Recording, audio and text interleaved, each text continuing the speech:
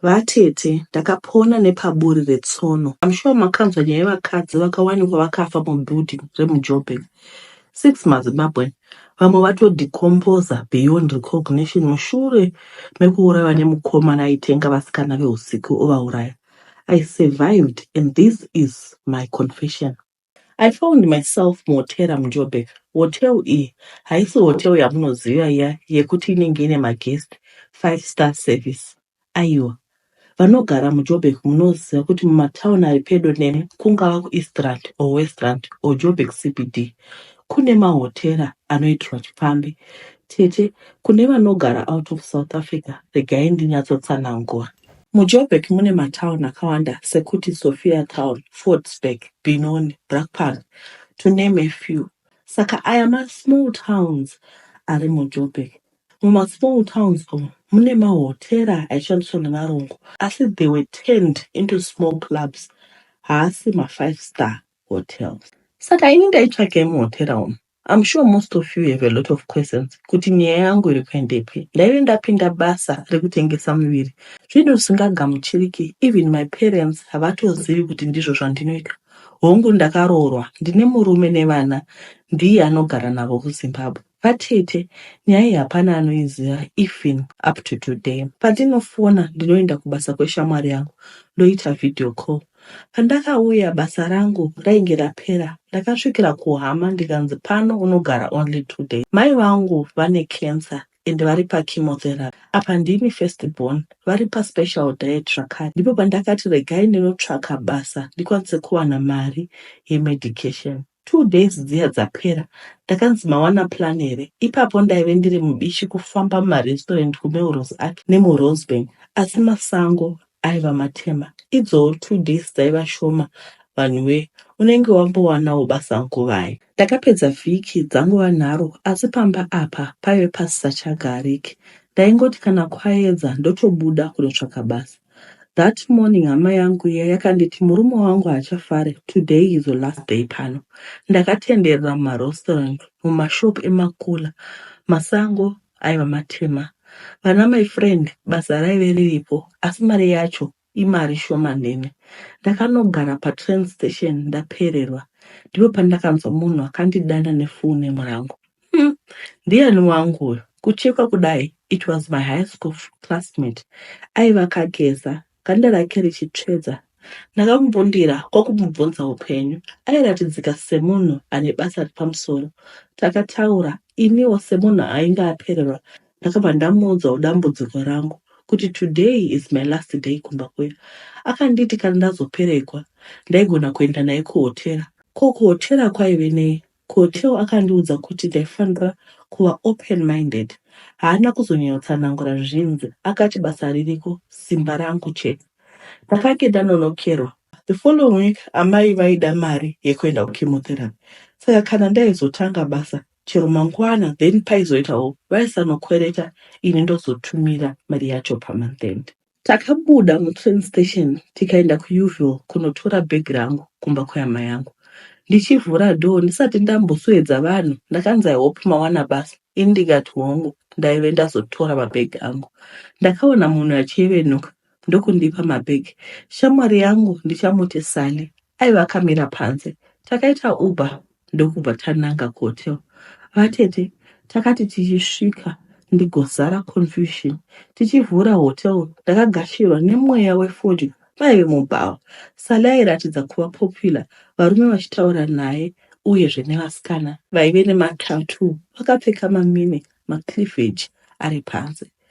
Takabva muclub muya yaive downstairs. Tikakwidza masteps takananga mu2nd floor. Vatete, what I saw zvakandikandisa mapfumo pasi.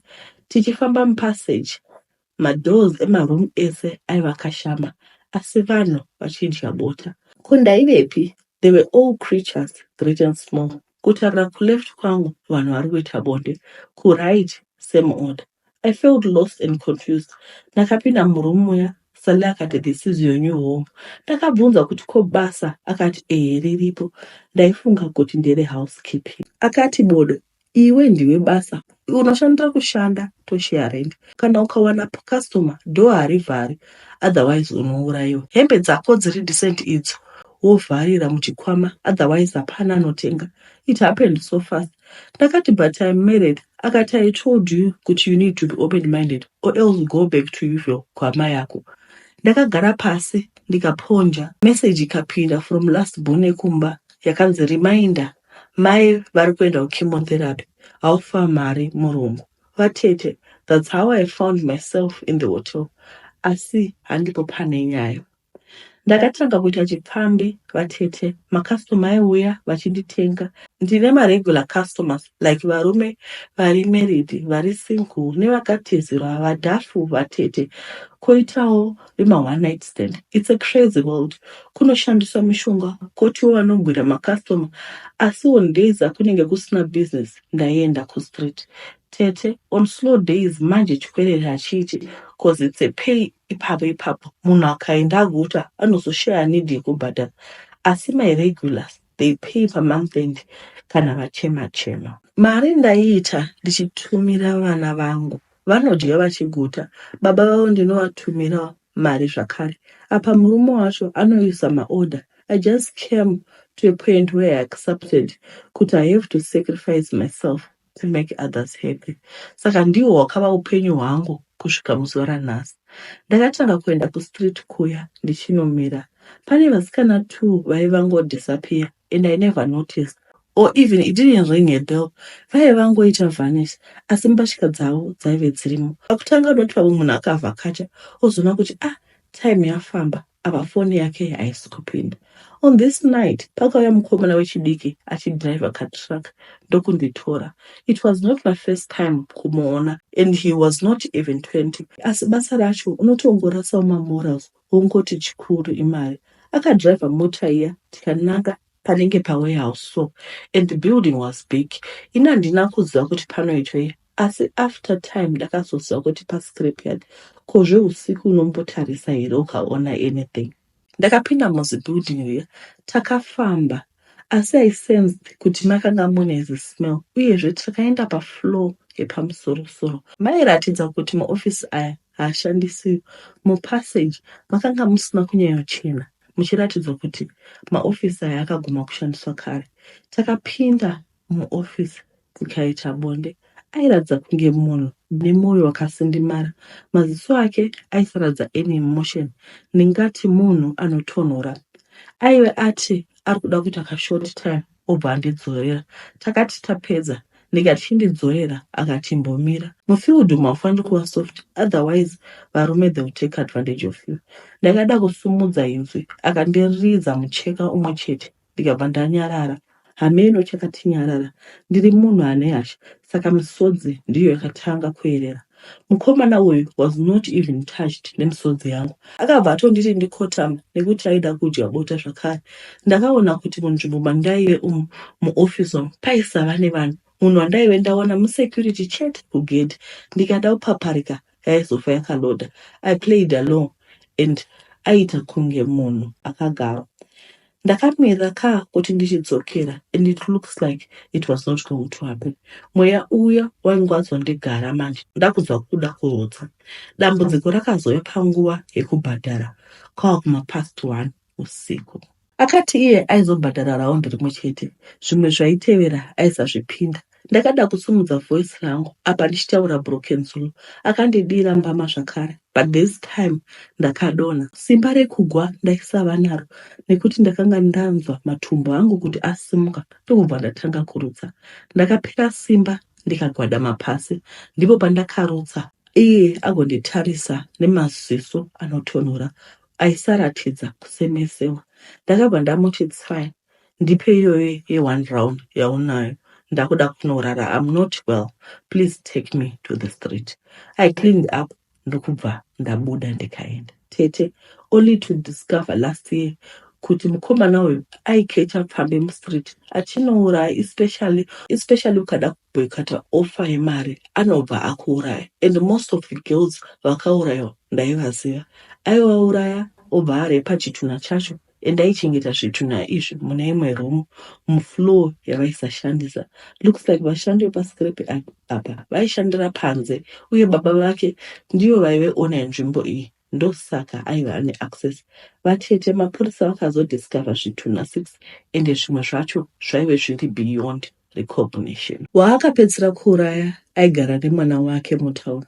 Nyaya iyi yakabuda mumapepenhau.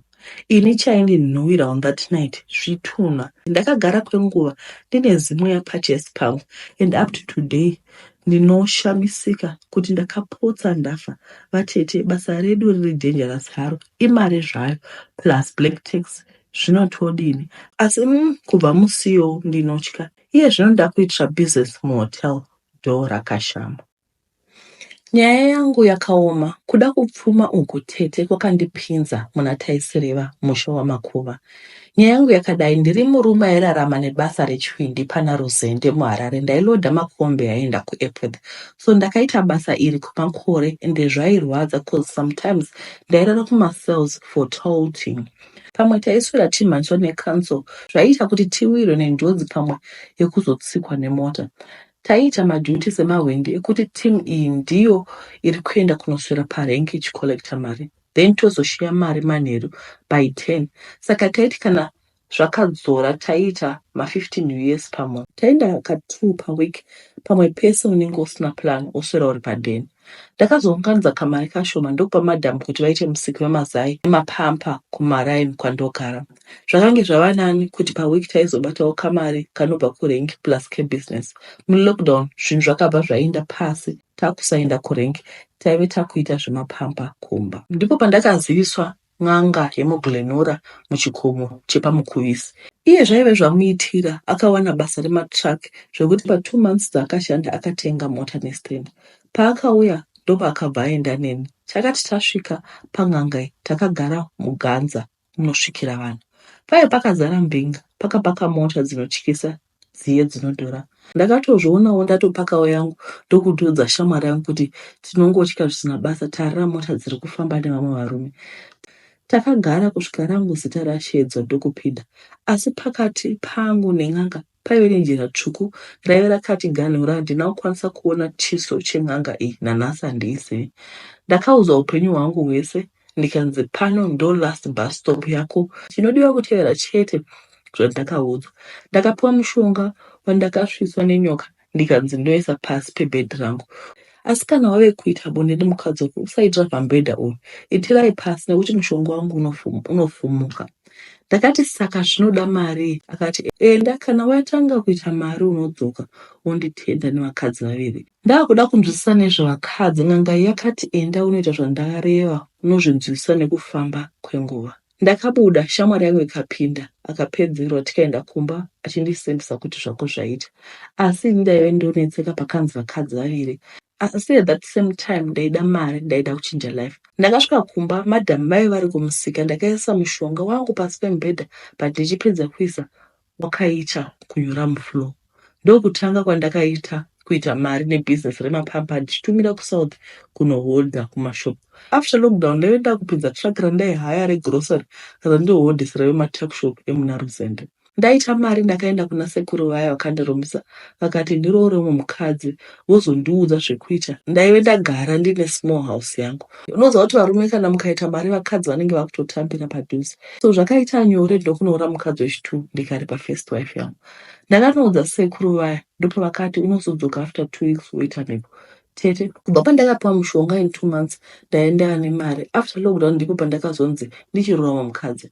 Pese apa hapana mhiko yandaiita, yaingova mari chete. In 2 weeks time ndakadzokera kuna sekuru ndikapiwa mhiko yekuti ndinofanira kupa sekuru vakadzi vangu vaviri, kureva kuti sekuru vaizorara nevakadzi vangu. Ndosaka vakanditi handirari nevakadzi vangu pamubhedha nekuti mushonga wandainge ndaisa pasi pebhedha waireva kuti aifanira kuita bonde nemukadzi wangu pamubhedha ndisekuru chete. Ini kana ndakuda bonde naye ndoitira pasi. Ndakazviramba ndikati sekuru hapana imwe nzira here nekuti handingashayi vakadzi nemi. Ipapo vakatsamwa vakandidzinga pashiraini pavo vakati mari yangu ndoyaunoda asi mhiko dzangu haugoni. Tete, kubva zvandakadzingwa nasekuru ava vakati uchazviona mumusha mangu muri kufiwa.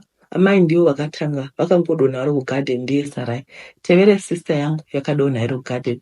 Tete, nawo zvavo wese hatisi kupedza vhiki pari kufyiwa takugara tiri murodhi kuenda kurufu, uye veukama vakafamba vakandibata handina kuramba tete nekuti ndiri kutodawo help, asi chakunetsa tiri kufanira kutsvaka kune n'anga yakandirombesa. Kana pane vanoziva n'anga yaive muglenora muya makunzi muextension C, muc extension mudzimba dzeshuga, yairapira pagomo, ngavandiudze kuva kushandira nekuti yakabva mugomo riya. Ndiyo yega inokwanisa kubvisa mhiko iyi, pasina izvi tiri kupera tese. Mamuka sei vedu vemhuri yeZimbabwe, ndati tingoti gaga tierenge straight to the point. Saka mukoma vari kuti ivo vari kukumbira rubatsiro, ndozvavakasangana nazvo izvi. Zvinhu zvacho zvakaoma. Kana pane vanogona kuvabatsira vedu vetibatsireiwo. Regai tipinde munyaya inotevera. Ndiri mukomana ne23, ndoshanda paprivate parlour iri kuGazaland. Ndinogeza zvitunha nekuzvidhiresa. Ndinoita deal raisazikanwa naboss, zvaingozikanwa neni nagadhi wandaipa kati kuti asataura. Ndaitengesera mbinga mvura dzandinenge ndageza zvitunha 200 US per 5 liters per vhiki. Ndaitengesa more than 40 liters kumbinga dzakasiyana-siyana.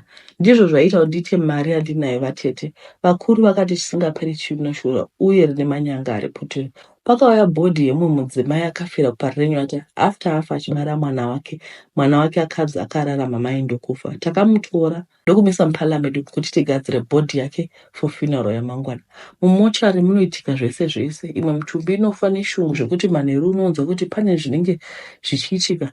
Imwe ndiyo inovhura maziso, imwe ndiyo inonyemwerera, imwewo ndiyo inoramba kana kupfekedzwa zvekuti unotozotuka kuti upfekedze kuti chinovigwa chitu. So mutumbi wemukadzi uyu wairema, uye mota yaingodzima tete paakanotora bhodhi. Isiwo sepala tine mushonga watinomwa kuti tidzikamise mweya yevafi inenge yafa neshungu, yozonopedzerana nehama dzavo pavanovigwa ikoko. Saka ndozvakaitika pamutumbi wemukadzi uyu, aive neshungu achichema mochari. So ini ndaive ndine maclient aida mvura yechitunha, ndakageza ndokutora, handina kutya nekuti aiva siri kutanga kuva mutumbi unoshungu. Saka ndakatora 20 glasi emvura ndokumugeza, ndikanopa gadhi kuti azopa mbinga yangu yauya. Mbinga yakauya ndokubhadhara kuna gadhi, ndokupiwa mvura nagadhi. Takazoshiyana mari yedhiri taive takutotarisira rimwe dhiro. Bhodhi yakatorwa ikanoigwa kumusha. So ndakati ndichitoda kubuda kumba kuti ndiye kubasa, ndakaona mota yangu ichifamba yega ichienda kugeti yodzoka yopaka painorara iri. Yakamira ikatanga kuvhurika madhoo nekuzvivhara yega, ichibatidza malaiti ichidzima. Chakandinetsa makizi emota ndaive nawo. Ndakati ndiani akutamba kudai? Ko ashandisa makii api kuti mota imuke? Mota yamira, ndakafamba ndokutazama, ndikaona musina, ndokuenda kuback seat, ndichivhura ndikaona chipfuko chemukadzi uyo chakagara pasiti chichicheva kuti ndipe mvura yangu noidii. Ndakasiya mota ndikaenda kubasa nemakombi. Ndichisvika kubasa, gadhi akandimhanyira akanditi handina kurara chipfuko chichinditi ndiri kuda mvura yangu. During that day ndaive mumochari ndichigeza chitunha chechirume. Chakachinja chikaita chipfuko chemukadzi uya chikati ndipe mvura yangu. Tete ndokuzvishingisa, asi zviri wese ndogara ndinacho chipfuko ichi. Kunyange mbinga yangu yakafona ikati mvura yawakandipa this time mhepo dzakasimuka. Zvinhu zvakamuka zvakatsva zvandakashandira kwamakore, asi pane mudzimai anouya akapfeka suti yepingi anoti ndinoda mvura yangu. Tete mukadzi uyu ndini ndakamupfekedza hembe yepingi dzaakavigwa nadzo. Mbinga ndakadziudza kuti haasi munhu asi chipfuko, nekuti mvura yandakakutengeserai ndeyemukadzi. Tete mahwanda shando ichasei, ndapera mari mun'anga, asi chabuda hapana, chipfuko chiri kundinetsa. Ndibatsire hama dzangu ndisamukirwa nemudzimai uyu. Zvakaoma. Hanzi those who live by the sword die with the sword. Ndo zvandingangotaura. Zvakaoma vedu. Mukoma vari kuda kubatsigwa, vari kuti ivo ndo zvavaiita izvi. Unotoshaya kuti ko vanhu mvura yacho vanenge vachimboishandisa chipo. Kwai munhu anogeza here? Ndakati kwai munhu anogeza. Vamwe maMuslim vanotoita zvekutoisa mvura mukati, kumugeza mukati. Vanhu votora mvura yavo vanoitiswa business, vanoti chandla tsvina zvechokwadi. Saka mukoma vari kuti vabadzi vari kuda kubatsigwa because hapachadzariki pamba pedu. Mungosiyawo macomments kuti chichi kuti vangabatsirikawo sei. Zvakaoma. Ndidzo nyaya dzatawana idzi. Ndiri kutoita zvekutorekodha izvezvi makusenseni anokuitwa kuti ndikwanise kuposta paine nguva. Kana tikaona dzimwe dzinotevera ndichadzoka zvakare. Pane nyaya yemusikana akanditumira meseji, ndichazoya ndoita zvekutoita nefesi chaiyo, kufundisi manetsa, vafundisi kwai manetsa nekurepa vana mumasangano. Zvakaoma. Regai tingomira nyaya dzacho dziaccumulate ndigodzoka zvakare. maitira basa muve nezuva rakanaka.